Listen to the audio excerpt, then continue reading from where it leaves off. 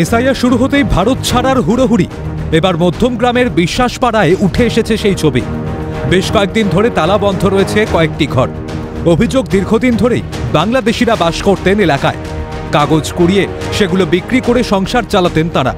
কিন্তু এসআইআর ঘোষণা হতেই বেপাত্তা হয়ে যায় বেশ কয়েকটি পরিবার। অভিযোগ, দালালের মাধ্যমে ভোটার তালিকাতেও নাম তুলেছিল তারা, এমনকি লক্ষ্মীর ভাণ্ডারও পেত। চলে গেছে বাংলাদেশি। এরা কতদিন ছিল এখানে?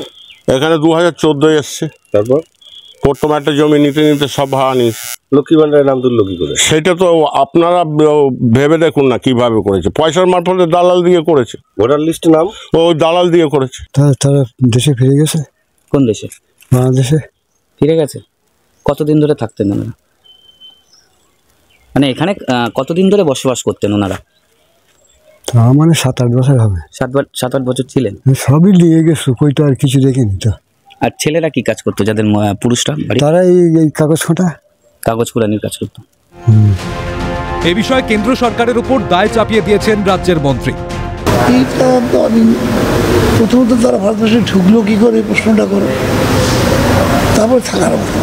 কিন্তু যদি রাতের অন্ধকারে বিএসএফকে উৎকোচ দিয়ে যদি কেউ চলে আসে, তা সে দায় কেন্দ্রীয় সরকার।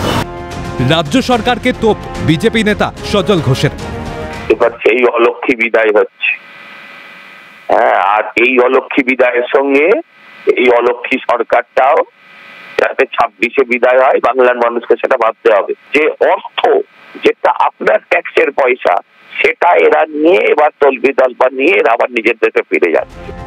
তৃণমূলকে তোপ কংগ্রেস নেতা অধীর চৌধুরীর। এটা সৌজন্যে তৃণমূল কংগ্রেস, অসুবিধা কি আছে? সবাই জানি আমরা, এগুলো নতুন কথা নাই।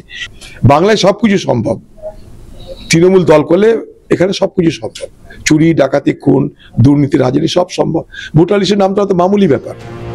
এসআইআর শুরু হতেই উধাও বাংলাদেশিরা। দীর্ঘদিন ধরে কিভাবে ভারতে বসবাস করছিল তারা, কিভাবে হলো ভোটার কার্ড, কিভাবে নাম তুলেছিল লক্ষ্মী ভাণ্ডারের খাতায়।